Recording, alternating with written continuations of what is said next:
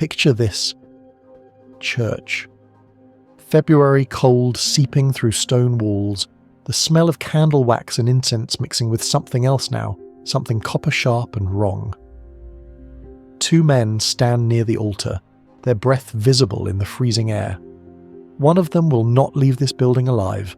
The knife goes in below the ribs, not clean, not quick. The blade catches on something, bone perhaps, or the thick wool of a nobleman's tunic. The attacker's hand is slick now, warm liquid running between his fingers despite the cold. He pulls out the blade, pushes it in again, and again. The victim staggers backward. His heel catches on the altar step. He falls against the sacred stone itself, leaving a dark smear across the white cloth where priests lay the body of Christ.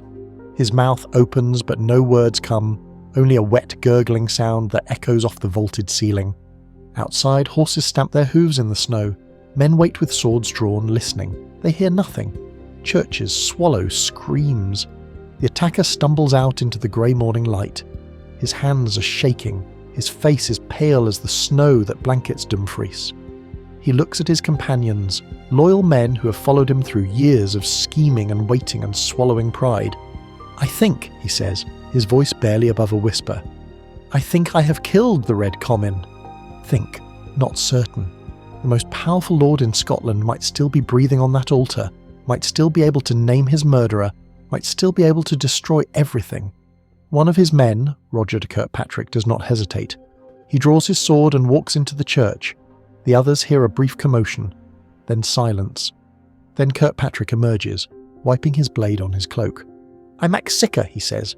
"I make sure." The man with blood on his hands, the man who has just committed sacrilege, murder and treason in a single morning, is Robert Bruce, and in 6 weeks he will be crowned King of Scotland. Historians still debate whether Bruce planned the murder or acted in rage. What none dispute is this. The killing of John Comyn in the Church of the Greyfriars was the defining political act of 14th century Scotland. It eliminated Bruce's only serious rival for the throne. It forced his hand. There was no going back now, no reconciliation possible with England, no path forward except through blood and fire. But it also damned him. Word reached Pope Clement V within weeks. The excommunication was absolute. Robert Bruce, murderer, oathbreaker, defiler of holy ground, was cast out of the Christian faith. His soul belonged to hell. Any man who killed him would be doing God's work. And Edward I of England, the Hammer of the Scots, the king, who had already crushed one Scottish rebellion, who had already executed William Wallace by hanging, drawing and quartering, this Edward received the news with something close to joy. He gave his commanders a single order: burn, slay and raise dragon. The dragon banner. In medieval warfare it meant one thing only. No quarter, no prisoners, no mercy. Every man who followed Bruce was to die. Every woman who sheltered him. Every child who carried his message. Robert Bruce had murdered his way to the throne. Now he would discover what that throne actually cost. How does a man survive the next 2 years? Hunted, excommunicated, watching his family caged like animals, and emerge to defeat the greatest military power in Europe? How does he live with what he's done? And what does it do to his soul? The blood in Greyfriars Church did not fall from clear sky. It had been pooling for a decade, ever since a Scottish king rode his horse off a cliff in the dark and left behind no sun, no clear air, only chaos dressed in legal language. Alexander III died in 1286, his neck broken on the rocks below Kinghorn. His granddaughter Margaret, the Maid of Norway, died 4 years later before ever setting foot in her kingdom. Scotland, which had known a century of peace, suddenly had no king. 13 men stepped forward to claim the crown. 13 noble families who had intermarried, sworn oaths to each other, and would now destroy each other for power. They called it the Great Cause. It was really the Great Bleeding. Edward I of England, invited foolishly to arbitrate, chose John Balliol as king. A weak man, a controllable man. Edward treated Scotland like a vassal state, summoned Balliol to English courts, demanded Scottish troops for English wars. When Balliol finally showed spine and refused, Edward invaded. The sack of Berwick in 1296 announced what kind of war this would be. English soldiers killed for 2 days straight. The chroniclers recorded bodies thrown into the sea, mass graves dug outside the walls, the streets running with blood so thick that horses slipped. Estimates of the dead range from 8,000 to 15,000. In a town of perhaps 12,000 people, Edward stripped Balliol of his crown, literally tore the royal insignia from his clothes, earning him the name Tomb Tabard, the empty coat. He seized the Stone of Destiny, the ancient coronation stone of Scottish kings, and carried it to Westminster. Scotland, he declared, was finished. It was now simply the northern part of England. And where was Robert Bruce during all this? Fighting for the English. This is the part the legends forget. The young Robert Bruce, Earl of Carrick, initially supported Edward's invasion. His family had their own claim to the Scottish throne, a claim that competed directly with the Balliols and Comyns. If Edward crushed the Balliols, perhaps the Bruces would rise. It was calculation, not patriotism. It was ambition dressed as patience. Bruce switched sides in 1297, briefly joining the rebellion that William Wallace was leading from the forests and hills. Then he switched back to the English when the rebellion seemed doomed. Then he switched again. Historians still debate whether Bruce ever truly committed to Scottish independence before 1306, or whether he simply committed to Robert Bruce. The Comyns were the other great power. John Comyn of Badenoch, the Red Comyn, whose family had supported Balliol and now served as guardians of Scotland under English occupation. The Comyns and Bruces had hated each other for generations. They had murdered each other's kin. They had sworn oaths and broken them.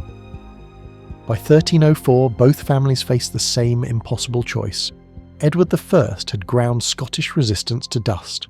Wallace was captured in 1305, dragged to London, and executed with medieval creativity.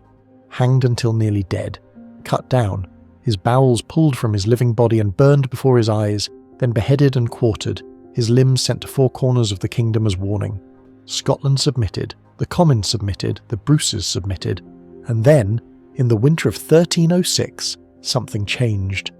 Bruce and Comyn met at Greyfriars Church in Dumfries to discuss something. The chronicles disagree on what. Perhaps a joint rebellion, perhaps a deal where one would take the crown and the other would receive lands. Perhaps old hatred simply ignited. What we know is this: Bruce believed Comyn had betrayed him to the English. Whether this was true, whether Comyn planned to report Bruce's treasonous talk to Edward, we cannot know. The only witness was God, and God kept silent. The knife came out, the blood flowed, and Robert Bruce, who had spent a decade calculating every move, made the most reckless decision of his life. There was no going back now. The English would hunt him. The Church would damn him. The Comyns would demand vengeance. Half of Scotland's nobility was allied to the Comyns through blood and marriage. Bruce had 6 weeks to become king before his enemies destroyed him. 6 weeks to seize a crown that might kill everyone he loved. The coronation was rushed, desperate and illegal by every measure that mattered. March 25th, 1306. Scone Abbey. The traditional site where Scottish kings had been crowned for centuries, except the Stone of Destiny was gone, stolen by Edward, sitting now beneath the English coronation throne at Westminster. Robert Bruce knelt on bare ground. The ceremony required the Earl of Fife to place the crown. The Earl of Fife was a child, held hostage in England. But the child's aunt, Isabella Macduff, Countess of Buchan, rode through the night to reach Scone. She had defied her husband, a Comyn ally. She had risked everything. She placed a thin gold circlet on the head of a murderer and made him king. It was magnificent, it was suicidal. The robes were borrowed, the regalia were improvised. Edward had stolen the originals. The bishops who performed the ceremony knew they were defying the Pope himself, who had excommunicated Bruce 3 weeks earlier. Every man and woman at that coronation was committing treason against England and heresy against Rome. Robert Bruce was king of Scotland. His kingdom consisted of this abbey, these few hundred followers, and whatever he could hold with a sword. Edward I received the news while sick with dysentery, his 70-year-old body failing but his rage undimmed. The king who had conquered Wales, who had expelled the Jews from England, who had crushed every Scottish rebellion for a decade, this king heard that a murderer had crowned himself in defiance of God and England both. His response was methodical and merciless. He appointed Aymer de Valence, Earl of Pembroke, to destroy Bruce. De Valence was no fool. He was a seasoned commander, married to a Comyn, personally motivated by vengeance. Edward gave him an army and a simple instruction: no chivalry. Treat the Scots not as enemy soldiers but as criminals. Hang them, behead them, display their corpses. The dragon banner would fly. Bruce spent the spring gathering forces. Nobles joined him, some from genuine belief in independence, many because they had feuds with the Comyns, or debts to the Bruces, or simply nowhere else to go. By June, he commanded perhaps 4,000 men, not enough to face the English in open battle, but enough, he believed, to strike and retreat, to force the English into negotiations. He was wrong. June 19th, 1306, the fields near Methven, in Perthshire. Bruce's army camped 6 miles from de Valence's English force. According to the Code of Chivalry, Bruce sent a challenge: "Meet me tomorrow for battle." De Valence responded that it was too late in the day. They would fight in the morning. Bruce believed him. His men made camp. They removed their armour. They lit cooking fires. At dusk, de Valence attacked. The English cavalry swept through the Scottish camp before most men could reach their weapons. Tents collapsed. Horses screamed. Men died in their shirts, cut down while reaching for swords they would never grasp. Bruce himself was knocked from his horse twice, saved only because Sir Christopher Seaton bodily hauled him away from the melee. By nightfall, over half of Bruce's army was dead or captured. His standard-bearer Alexander Scrimgeour was taken. His nephew Thomas Randolph was taken. The men who had crowned him king 3 months earlier were now corpses or prisoners. Bruce fled into the hills with a handful of survivors: his brother Edward, the young James Douglas, the Earl of Atholl, a few dozen others. Behind him, de Valence began the executions. The captured Scottish nobles were not ransomed, as chivalric custom demanded. They were hanged. Sir Christopher Seaton, the man who had saved Bruce's life, was hanged, drawn and quartered. Simon Fraser, one of the last Wallace loyalists, was given the same treatment in London. And then Edward's vengeance turned to the women. Bruce's wife Elizabeth, his daughter Marjorie, 12 years old, his sisters Christina and Mary, the Countess of Buchan, who had dared place the crown on his head. They had fled north after Methven, trying to reach safety in Norway. They were betrayed by the Earl of Ross and handed to the English. Edward had cages built, special cages designed for public display. Isabella Macduff was locked in a cage suspended from the walls of Berwick Castle. Mary Bruce was caged at Roxburgh. The 12-year-old Marjorie was to be caged at the Tower of London. Only public outcry forced Edward to place her in a convent instead. Historians still debate whether Edward intended the women to die in those cages. What is certain is this: they remained imprisoned for 4 years, displayed like animals, while Robert Bruce hid in the heather and watched his kingdom burn. The crown he had seized was destroying everyone he loved. The months after Methven were the lowest point in Robert Bruce's life. He had been king for 90 days. Now he was a fugitive with a price on his head, stumbling through the Highland wilderness with fewer than 200 men. The heather scratched their legs bloody. The rain never stopped. They ate what they could catch, deer when lucky, roots and berries when not, and the English hunters never rested. John of Lorne, a MacDougall chief allied to the Comyns, tracked Bruce through Argyll with local men who knew every pass and ford. In August 1306, they caught up at a place called Dalry, the King's Field, though no king had ever been more wretched than Bruce that morning. The ambush came at a river crossing. MacDougall warriors swarmed from the trees, driving straight for Bruce. He fought hand to hand, desperate, his bodyguards dying around him. A MacDougall clansman grabbed Bruce's cloak and wouldn't let go. Bruce twisted free, leaving the brooch that fastened it in his enemy's hand, the brooch of Lorne. The MacDougalls kept it for centuries as proof of how close they came to ending the Bruce rebellion in a Scottish stream. Bruce escaped, but his force was shattered again. The Earl of Atholl, too old and sick to continue, separated from the group. He was captured within weeks and executed in London with special cruelty, hanged on a gallows 30 feet higher than normal, Edward's mockery of Atholl's noble rank. The king's brothers fared no worse. Niall Bruce, captured in September, was hanged, drawn and quartered at Berwick. Thomas and Alexander Bruce landed with a small force from Ireland in February 1307, hoping to reinforce their brother. They were ambushed immediately. Both were executed. Thomas beheaded at Carlisle, Alexander probably suffering the same fate. Robert Bruce had 4 brothers when he seized the crown. Within a year, 3 were dead.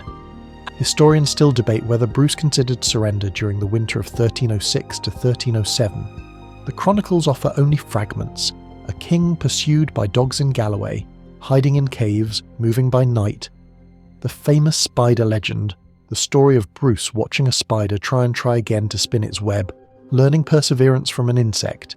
This appears nowhere in contemporary sources. It was invented by Walter Scott 500 years later. The real Bruce had no inspiring moment, no revelation, only the grinding choice between submission and survival. What kept him going? Perhaps his wife, still caged at English pleasure. Perhaps his daughter, still a prisoner. Perhaps simple hatred for the Comyns who had betrayed him, for Edward who had humiliated him, for the Scottish nobles who had abandoned him. Perhaps he understood that surrender meant death anyway. Edward was not offering mercy. Edward was offering execution with extra steps. By spring 1307, Bruce had regrouped in the west with perhaps 300 men, not an army, barely a warband. But they were hardened now, survivors who had learned to fight without supply lines or castles or any of the infrastructure that medieval armies required. They had learned to raid. Glentrool, April 1307. English forces under Aymer de Valence cornered Bruce's band in a narrow valley. The tactical situation was hopeless. English cavalry blocking the exit, steep slopes on both sides, no escape. Bruce ordered his men to climb the slopes in the dark. At dawn, as the English advanced confidently into the trap, the Scots rolled boulders down onto them. Horses panicked. Men were crushed. De Valence retreated, cursing. It was not a victory, it was a survival. But survival was everything now. Loudon Hill, May 1307. Bruce chose his ground carefully. A narrow front where English cavalry superiority meant nothing. He dug trenches, he planted stakes. When de Valence's knights charged, they piled up against the obstacles while Scottish spearmen stabbed them from behind wooden barriers. The English retreated again. 2 small victories, barely skirmishes by the standard of real battles. But word spread through Scotland. The Bruce was still fighting. The Bruce could not be caught. The Bruce had beaten the English twice, and then God, or fate, or simply old age, intervened. July 7th, 1307. Edward I died at Berg by Sands, within sight of Scotland, leading yet another army north to crush Bruce once and for all. The Hammer of the Scots was dead at 68. His final wish was that his bones be carried at the head of the English army until Scotland was conquered. His son, Edward II, ignored this wish. He buried his father and went home. The most dangerous man in Britain was gone. Robert Bruce, still excommunicated, still outlawed, still hiding in the hills with a few hundred men, was suddenly facing a much weaker enemy. The real war was about to begin. The cages were made of wood and iron, constructed to precise specifications. Edward I's orders survive in the English records. The cage for Isabella Macduff was to be built in the shape of a crown, mockery upon mockery, and suspended from the outer walls of Berwick Castle. She would be visible to everyone who passed. She would be exposed to wind, rain, and the stares of strangers. A latrine was to be built within the cage. She would not leave it for any reason. The cage was so constructed that she may be seen by all who pass by. Mary Bruce, the king's sister, received similar treatment at Roxburgh Castle. The child Marjorie was originally sentenced to the same fate at the Tower of London, but even medieval England recoiled from caging a 12-year-old girl. She was sent to a convent instead, still a prisoner, still a hostage, but at least with walls around her. The cages were not prisons, they were advertisements. Edward understood something about power that his son would never grasp. Cruelty as a message. The women in the cages told every Scot who saw them what happened to those who defied England. They told Robert Bruce, wherever he was hiding, that his rebellion had already destroyed his family. They told potential supporters that the price of loyalty was watching your wife, your sister, your daughter, displayed like animals for years. 4 years. Isabella Macduff remained in her cage for 4 years until 1310. Mary Bruce the same. 4 Scottish winters in a wooden cage on a castle wall. 4 summers baking in the sun. Whatever hope or dignity they carried into those cages, whatever love they felt for the king who had brought this upon them, we cannot know if it survived. Historians still debate whether Edward intended the women to die. The cages were exposed but not deadly. Latrines were provided, food was delivered. This was calculated cruelty, not murder. Edward wanted them alive and suffering, a perpetual reminder of English power and Scottish impotence. Robert Bruce knew what was happening to them. This is the part that rarely appears in heroic narratives. While Bruce was fighting his guerrilla war, winning small victories, slowly gathering supporters, his wife, His daughter, his sisters, the woman who had crowned him, were rotting in cages because of choices he had made. He could not rescue them. He could not ransom them. He could not even acknowledge them without reminding his followers that his kingship had already cost everything. What does that do to a man? The chronicles are silent on Bruce's emotional state. John Barber, writing his epic poem 70 years later, focuses on battles and tactics, not private grief. We are left to imagine. A man receiving news of his brother's executions. A man learning that his 12-year-old daughter is a prisoner in London. A man knowing that his wife is in a cage and that any message he sends, any rescue he attempts, will only increase her suffering. Historians still debate whether Bruce's later brutality, the harrying of Buchan, the systematic destruction that would follow, was strategic necessity or something darker. Perhaps he had simply learned Edward's lesson. Perhaps he understood now that mercy was weakness, that cruelty was communication, that the only way to protect the people he loved was to make his enemies fear him more than they feared consequences. The man who emerged from the heather in 1307 was not the man who had murdered John Comyn in 1306. That earlier, Bruce had been desperate, impulsive, driven by calculation gone wrong. The Bruce who survived the winter was something colder. He had watched everything soft in his life locked in cages. He had buried 3 brothers. He had seen what mercy got you. Now he would teach Scotland's enemies what mercilessness looked like. The Douglas larder would be his first lesson. James Douglas, the Black Douglas men would call him, was the son of a lord whose estates had been seized by the English after the 1297 rebellion. He had been dispossessed as a boy, raised in exile, carrying a hatred as cold and patient as winter itself. He joined Bruce after Methven and proved himself the most terrifying weapon in the Scottish arsenal. Palm Sunday, 1308, Douglas and a small band infiltrated his family's castle while the English garrison attended church. They killed every soldier. They gathered the bodies in the cellar with the castle's food stores. They smashed the wine barrels and let the contents flow over the corpses. Then they set fire to everything. The Douglas larder men called it. A recipe for vengeance. Douglas would repeat this pattern across Scotland. Brutal, theatrical, unforgettable. He didn't just win, he terrified. He made men afraid to sleep in castles he might visit. The women stayed in their cages for 2 more years. Bruce never mentioned them in any surviving document. There was no figure in the Wars of Independence more feared or more beloved than James Douglas. The English called him the Black Douglas, some say for his dark hair, others for the darkness he brought to their nightmares. Scottish mothers told their children tales of his bravery. English mothers used his name to frighten their children to sleep. Both were telling the truth. Douglas was young when he joined Bruce, perhaps 20 years old at Methven, surviving that disaster when men twice his age fell. He had no lands, no wealth, no power, except what he could take with a sword. His father had died in English captivity. His inheritance had been given to an English knight, Robert Clifford. Everything Douglas had known as a child, his castle, his tenants, his future, had been stolen. He wanted it back, and he was willing to burn Scotland to the ground to get it. The Douglas larder was only the beginning. Over the next 6 years, Douglas waged a personal war against English occupation that made Bruce's campaign look restrained. He rarely held ground. Like Bruce, he understood that castles were traps, that mobility was survival. Instead, he struck, vanished, struck again. English soldiers learned to fear the night.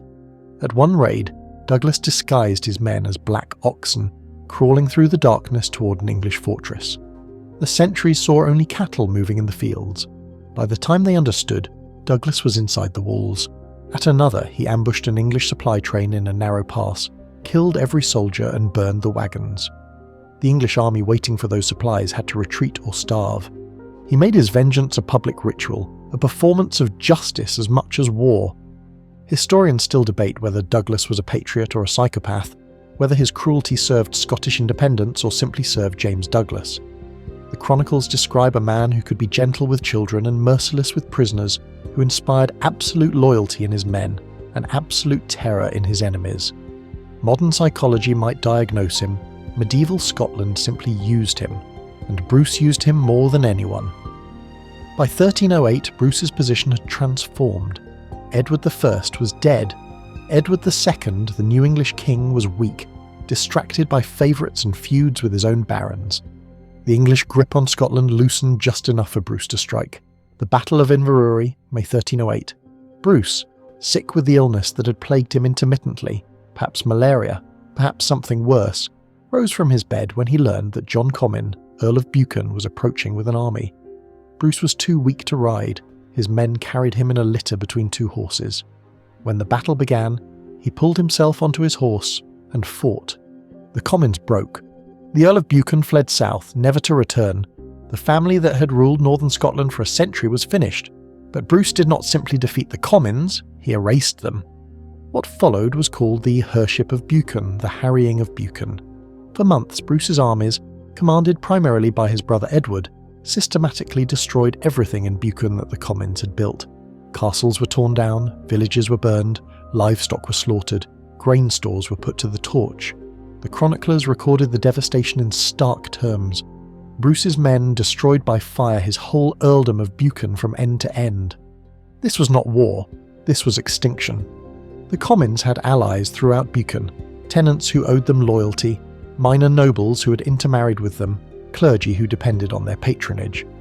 Bruce made no distinction. Every connection to the Comyn name was severed with fire and sword. People who had lived on that land for generations fled south as refugees. Those who remained learned very quickly that the Bruce would tolerate no rivals. Historians still debate whether the harrying was military necessity or something more personal. Revenge for Comyn's betrayal, for the brothers Bruce had lost, for the family still caged in England. What is certain is the result. The people of Buchan lost all loyalties to the Comyns and never again rose against Bruce. The lesson was clear. Oppose Bruce and lose everything. Not just your life, but your family, your legacy, your very existence. Within 2 years, Bruce controlled most of Scotland north of the Forth. The English still held the great castles, Edinburgh, Stirling, Roxburgh, Berwick, but the countryside belonged to Bruce. His commanders ranged freely, picking off isolated garrisons, intercepting supply convoys, making English occupation increasingly untenable. The Black Douglas haunted the borders. Thomas Randolph, Bruce's nephew, captured at Methven, eventually converted to Bruce's cause, secured the north. Edward Bruce harried the west. A kingdom was being rebuilt, but it was being rebuilt on ashes, and the great castles still stood, English flags flying from their towers, daring Bruce to come take them. The smoke rose for weeks. From any hill in northeastern Scotland you could see it, pillars of black and grey climbing into the winter sky, marking where villages had been. The smell carried for miles, burning thatch, burning grain, burning flesh. Dogs that had escaped the slaughter roamed in packs, growing bold on unburied corpses. This was the Hership of Buchan. This was what Robert Bruce did to his enemies. The Comyns had ruled this land since 1214, nearly a century of power, of marriages, of churches built and charters granted. Their castle at Slains overlooked the North Sea. Their tower at Rattray guarded the approaches. Their name was woven into every aspect of life in Buchan, from the priests who said mass to the farmers who worked the fields. Edward Bruce, the king's brother, commanded the harrying. He was crueler than Robert, more impulsive, more violent, less concerned with the political consequences of excess. He had watched his brothers die at English hands. He had no mercy left for those who had allied with the Comyns, who had therefore allied with England, who had therefore killed his kin. His men moved through Buchan in the late summer of 1308 and into the autumn. They burned systematically, settlement by settlement. Slains Castle was torn down. Rattray was demolished. Dundag, the great fortress on its coastal promontory, was slighted. Its walls broken, its towers collapsed, rendered useless for any future defence. But it was not the castles that mattered, it was the people. Historians still debate whether Bruce ordered the killing of civilians or simply the destruction of their livelihoods. The distinction matters less than it seems. When you burn a family's grain store in October, you've killed them. You simply will not see the bodies until March. When you slaughter their livestock, you have doomed their children. The Hership did not need explicit massacres. Starvation would do the work. The chronicles record refugees streaming south. Families with nothing but the clothes on their backs, carrying children too young to walk, fleeing a devastation they could not understand. They had done nothing except live on Comyn land, owe Comyn duties, exist in a world where the Comyns were their lords. Now the Comyns were gone, and the land itself was being murdered. Contemporary accounts describe the scope. The earldom of Buchan was destroyed by fire from end to end. 50 years later, the region still had not recovered. Travellers noted abandoned farms, collapsed buildings, a landscape that seemed haunted. Why? Military historians argue necessity.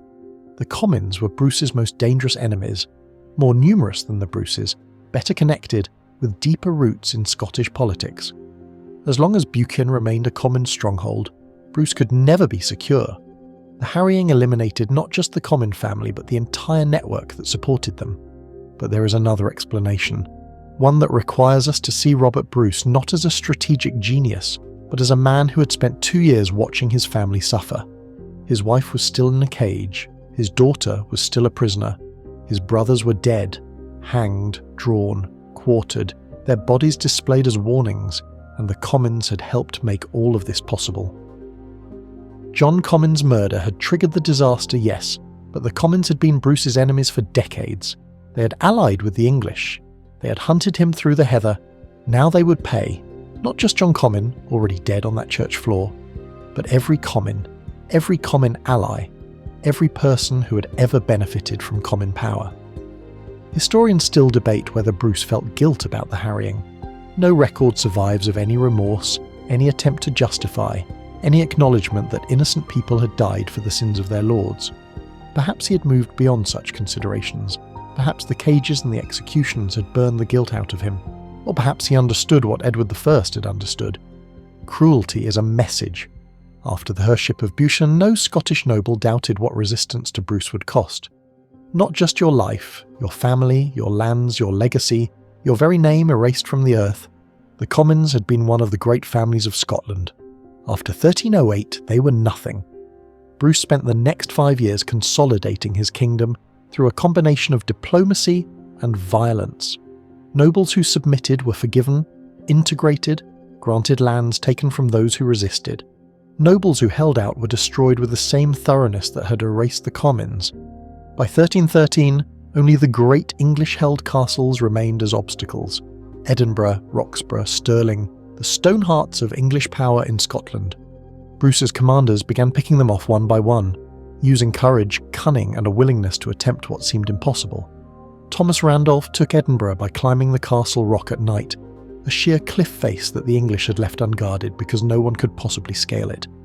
James Douglas took Roxburgh by having his men crawl through the darkness disguised in black cloaks, looking like cattle to the sentries. Both castles were demolished after capture. Bruce would not hold them. He would ensure the English could not hold them either.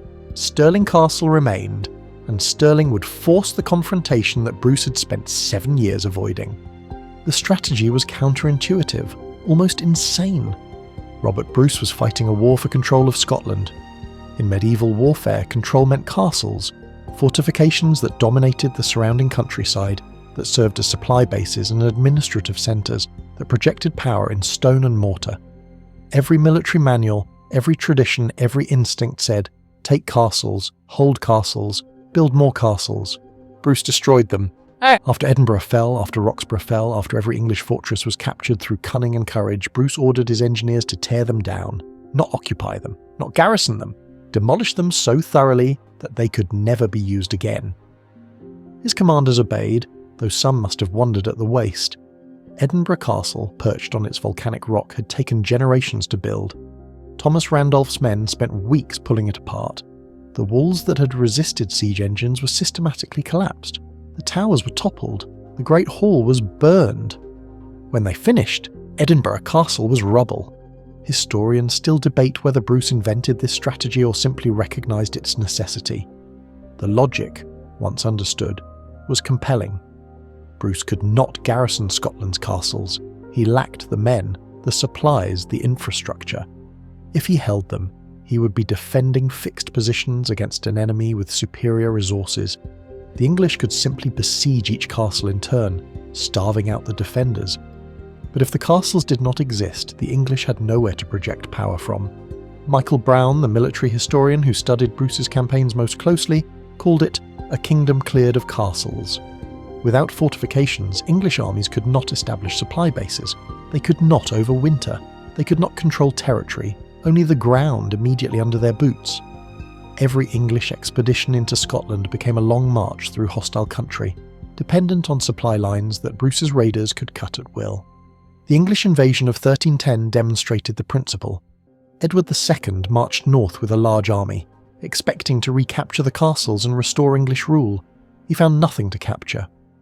Bruce's forces melted away before him, refusing battle, burning crops and driving off livestock so the English found nothing to eat. After weeks of fruitless marching, Edward retreated. He had conquered nothing because there was nothing to conquer. The invasion of 1314 was supposed to be different. Stirling Castle still stood. Edward Bruce, in one of his characteristic acts of impulsive chivalry, had made a deal with the English commander. If no English relief army appeared by midsummer 1314, the castle would surrender. It was the kind of agreement that belonged in romance poetry, not strategic planning. Robert Bruce was reportedly furious when he learned of the deal. His brother had just given the English everything they needed: a deadline, a fixed objective, a reason to concentrate their forces and march north in overwhelming strength. Edward II seized the opportunity. He summoned the largest army England had fielded in a generation, perhaps 20,000 men, including over 2,000 heavy cavalry, the armoured fist of medieval warfare. Barons who had quarrelled with the king put aside their grievances for the chance to crush Scotland once and for all.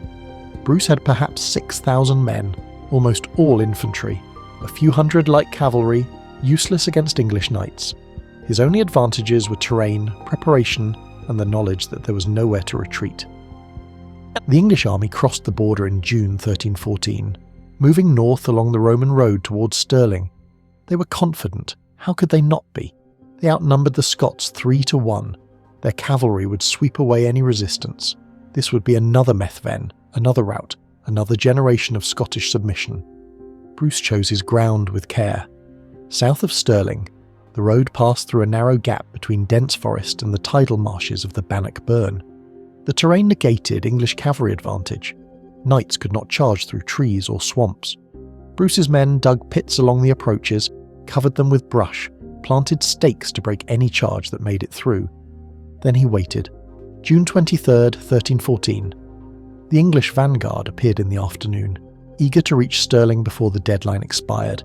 Bruce was conducting a final inspection of his lines, riding a small palfrey, not a warhorse, and carrying only a light axe. An English knight spotted him. Sir Henry de Bohun, nephew of the Earl of Hereford, recognised the crown on Bruce's helmet.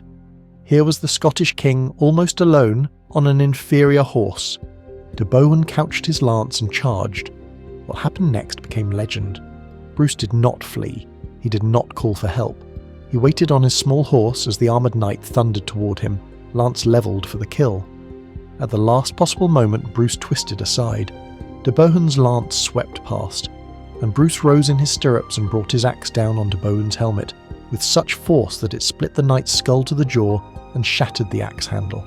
De Bohun crashed to the earth, dead before he landed. Bruce's lords rushed forward, horrified. The king had risked everything, the campaign, the kingdom, the future, on a single combat he had no need to fight. Bruce's only complaint: "I have broken my good battle axe." Bannockburn had begun.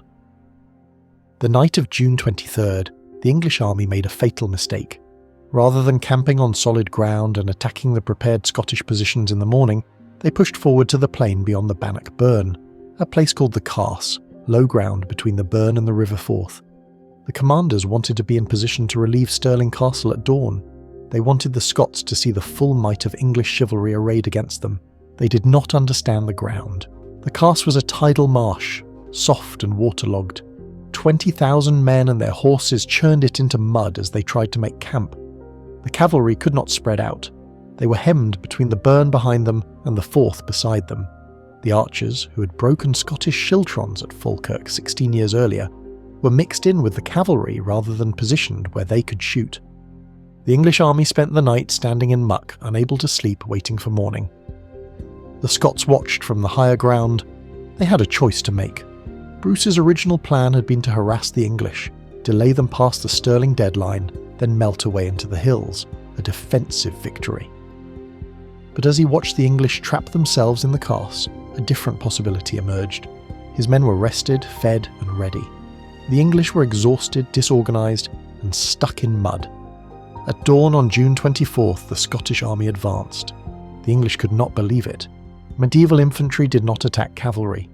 Infantry hid behind stakes and ditches. Infantry formed defensive squares and prayed. They did not march forward in tight formations toward the greatest cavalry army in Europe, but the schiltrons came. 4 massive blocks of Scottish spearmen bristling with 12-foot pikes like giant hedgehogs advanced down the slope toward the trapped English army. Bruce commanded one division, his brother Edward another. Thomas Randolph led the vanguard. James Douglas and Walter the Steward shared command of the 4th. The English cavalry charged, or tried to. The horses sank into the soft ground. The knights could not build momentum. They reached the schiltrons at a trot instead of a gallop, and the Scottish spears were waiting. The first collision was slaughter. Horses impaled themselves on the pike wall. Knights were dragged from their saddles and hacked to death by men who had spent years learning to hate the English. The formations that should have shattered under cavalry impact held firm, each man supporting the men beside him, the pikes forming an impenetrable hedge of steel. Historians still debate whether Bruce's tactics were innovation or desperation. What is certain is that they worked. The English cavalry could not break the schiltrons. They could not manoeuvre around them. The marsh blocked flanking movements. They could only throw themselves against the wall of spears again and again, losing men and horses with every charge. The English archers tried to intervene, but they had no clear shot. Their own cavalry was in the way. When they finally found positions to shoot, Bruce unleashed his small cavalry reserve under Sir Robert Keith. 500 light horsemen charged the archer formations, scattering them before they could break the schiltrons.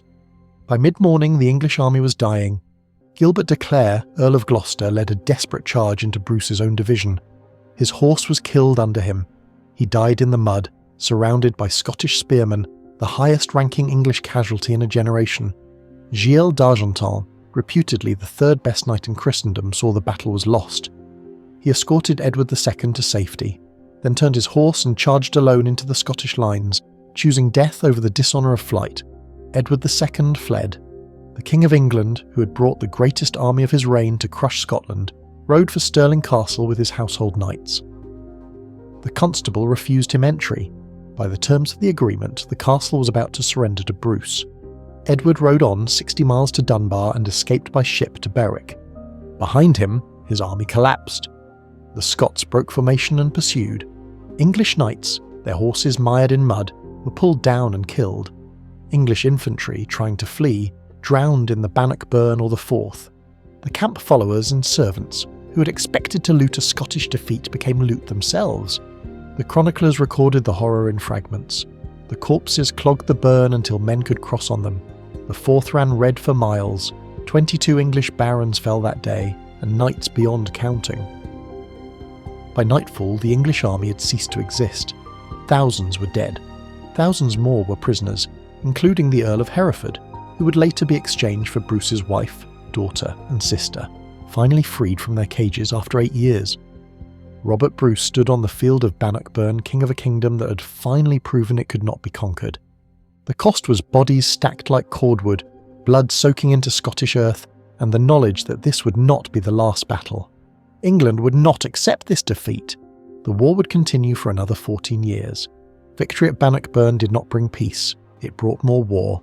Edward II, humiliated and enraged, refused to recognise Scottish independence. The Pope, still holding Bruce's excommunication in force, refused to recognise him as king. The European powers, who determined legitimacy through papal blessing and royal acknowledgement, treated Scotland as a rebel province that had gotten lucky. Bruce responded the only way he knew how, with fire. For the next decade, Scottish armies raided northern England almost annually. They burned crops, seized livestock, sacked towns, and demanded protection money, blackmail as it came to be called, from communities that paid to avoid destruction. York itself was threatened. The north of England became as devastated as Buchan had been. Historians still debate whether Bruce's raids were strategy or sadism. They certainly kept England defensive, unable to mount another invasion like 1314. They enriched Scotland with English plunder. They made clear that the cost of continuing the war would be paid in English blood and English wealth. But they also made reconciliation impossible. Every burned village, every murdered family, every church looted added to the hatred between kingdoms that would simmer for centuries. Bruce also invaded Ireland in 1315, sending his brother Edward to claim the High Kingship and open a second front against English power. It was a disaster. Edward Bruce, brilliant in battle, hopeless at politics, alienated Irish allies with his arrogance and cruelty. He was killed at the Battle of Forhart in 1318, his head sent to Edward II as a trophy. Robert Bruce had now lost all 4 of his brothers to his wars. But the diplomatic campaign continued. Bruce understood that military victory alone could not secure Scottish independence. He needed recognition, from the Pope, from European courts, from the moral authority of Christendom. On April 6, 1320, 51 Scottish nobles attached their seals to a document addressed to Pope John XXII. It became known as the Declaration of Arbroath, and it contained the most radical statement of political philosophy that medieval Europe had ever produced. The declaration made the case for Scottish independence in language borrowed from ancient Rome, specifically from Sallust's account of the Catiline conspiracy. It was not original. What was original was how it deployed familiar rhetoric for revolutionary purposes. The famous passage needs to be heard in full. "As long as 100 of us remain alive, never will we on any conditions be subjected to the lordship of the English. It is in truth not for glory, nor riches, nor honours that we are fighting, but for freedom alone, which no honest man gives up but with life itself." These words would echo through history. They would influence the American Declaration of Independence 4 centuries later. They would be quoted by liberation movements on every continent. They expressed something that seemed obvious to later generations but was revolutionary in 1320, that a people had the right to choose their own government. Even more radical was the clause about the king himself. The declaration stated that if Robert Bruce were to abandon the fight for independence, the Scottish nobles would make some other man who was able to defend us our king. And historians still debate whether the nobles meant this seriously or whether it was rhetorical. What matters is that they said it.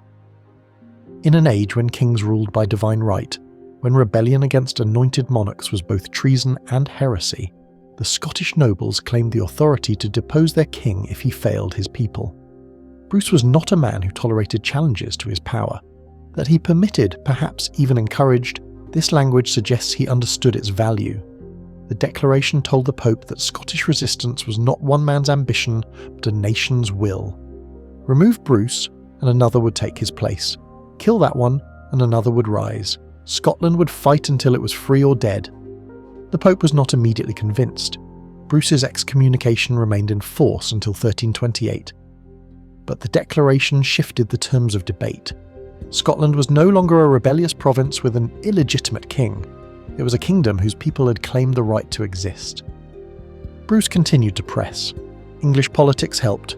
Edward II was overthrown by his wife and her lover in 1327, then murdered in prison. The new regime, ruling in the name of the child Edward III, wanted peace.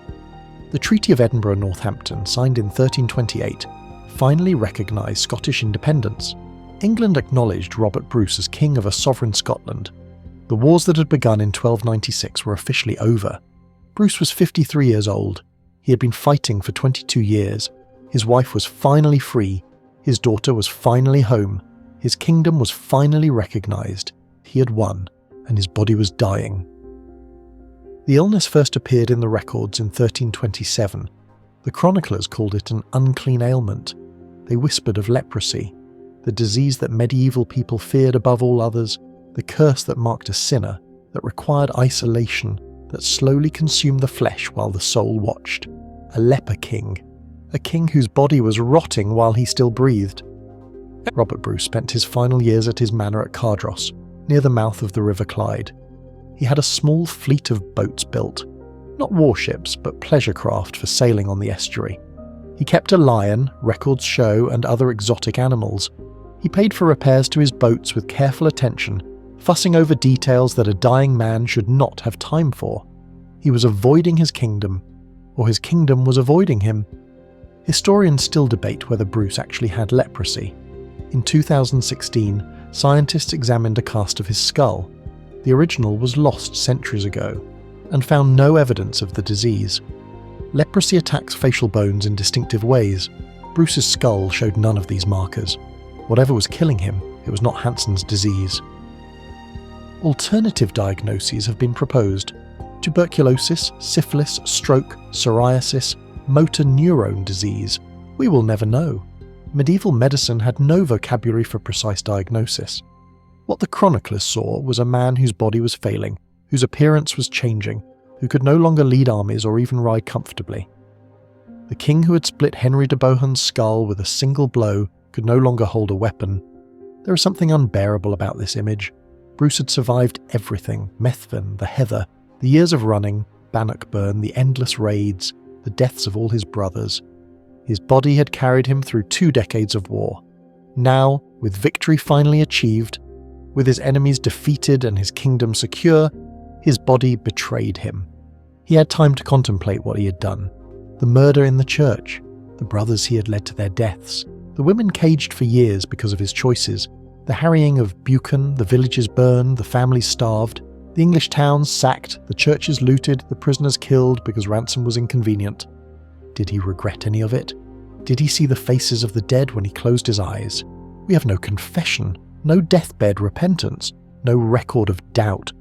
The chronicles present a king at peace with his God and his legacy, but the chronicles were written by men who needed the king to be at peace, who needed the story to end in triumph rather than torment. What we know is this: Bruce became obsessed with crusade. He had taken the cross years earlier, vowed to fight in the Holy Land against the enemies of Christ. It was a standard vow for medieval nobles, often honoured in the breach. But for Bruce, an excommunicated murderer who had killed a man in a church, the crusade represented something more: absolution.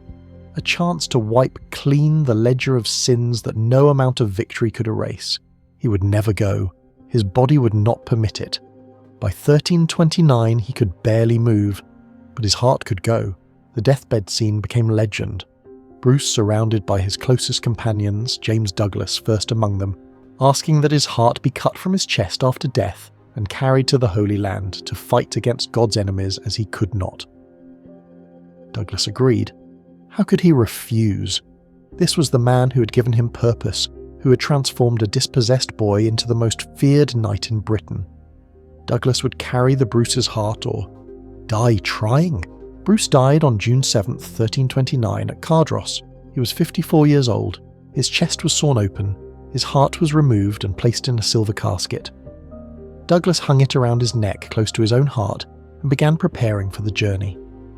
The king who had murdered his way to the throne, who had burned and killed and destroyed until his enemies submitted, who had watched his family caged and his brothers butchered. This king died asking for one last act of violence. Carry my heart against God's enemies. Let me fight even after death. Let the blood continue. James Douglas sailed from Berwick in the spring of 1330, carrying the heart of his king in a silver casket against his chest. 7 Scottish knights accompanied him, with 20 esquires and men-at-arms. They were heading for the Holy Land, for Jerusalem, for the crusade that Bruce had never reached. But crusades were expensive and complicated, requiring permissions and alliances and logistics that a small Scottish company could not arrange quickly. They stopped in Spain instead. Alfonso XI of Castile was fighting his own war against the Moors of Granada, a crusade recognised by the Church, enemies of Christ close at hand. Douglas and his knights joined the Castilian army. They would prove themselves here, then continue to Jerusalem. The Battle of Teba, August 25th, 1330. The castle of Teba de Ardeles stood on a rocky height, held by a Moorish garrison. Alfonso's army besieged it, while raiding parties struck at the surrounding territory. Douglas led one such raid, a reconnaissance in force that encountered a much larger Moorish army. What happened next depends on which chronicler you believe. The Scots were surrounded. The Moors closed in from every direction. Douglas saw that escape was impossible, that the choice was surrender or death. He was a Douglas. He had never surrendered in his life. He took the silver casket from his neck, the casket containing Robert Bruce's heart, and threw it into the mass of enemy soldiers. "Go first as thou were wont to do," he shouted, "and Douglas will follow thee or die." Then he charged. Historians still debate whether Douglas expected to recover the heart, to cut his way through to where it had fallen and carry it to safety. Perhaps. He had done impossible things before. He had taken castles that could not be taken, killed men who should have killed him, survived when survival seemed fantasy. But this was not Roxburgh. This was not the Douglas larder. This was an open field surrounded by enemies, with no cunning and no escape. James Douglas died in the melee fighting over the heart of his king. So did all the Scottish knights except Sir William Keith, who was badly wounded but survived. Keith recovered the heart. He recovered Douglas's bones. He carried both back to Scotland. The Bruce's heart was buried at Melrose Abbey, beneath the high altar. His body, the flesh long since boiled from the bones for the transport, was interred at Dunfermline Abbey with the kings of Scotland. James Douglas was laid to rest at St Bride's Kirk in Douglasdale, the land his family had fought to recover, the land that Bruce had helped him reclaim, and the Douglas coat of arms was changed forever. A bloody heart, sometimes crowned, commemorating the deed at Tiber, commemorating the knight who died for his king's last wish. Scotland endured. The kingdom Bruce had forged through murder and war and sacrifice survived another 4 centuries as an independent nation. When it finally merged with England in 1707, it did so by treaty, not conquest. The freedom that Bruce had won at Bannockburn, that the Declaration of Arbroath had proclaimed, lasted longer than anyone in 1314 could have imagined. Bruce's legacy endured too, though not as he might have hoped. History remembers him as a hero, a freedom fighter, a father of his nation. The murder in the church is forgiven. The harrying of Buchan is forgotten. The women in cages, the brothers executed, the villages burned. These inconvenient truths fade into footnotes while the victories glow brighter with each generation. But perhaps that is always how it works. History is written by the winners, and Robert Bruce won. The blood dries. The screams fade. What remains is the statue and the story, the noble king who would not kneel. The truth was darker. A man murdered his rival in a church and spent 20 years killing until his enemies called him king. He sacrificed his family, his brothers, his soul. He committed atrocities that his chroniclers recorded with approval. He won, and in the end, even death could not stop his violence. His heart travelled to Spain to fight another war. The Douglas carried it into battle against enemies the Bruce had never seen. And when the heart finally came home, wrapped in English blood and Scottish loyalty, it was buried in sacred ground, consecrated at last after all those years of excommunication, finally at peace. The kingdom endured, the man did not, and the story told afterward erased everything that mattered.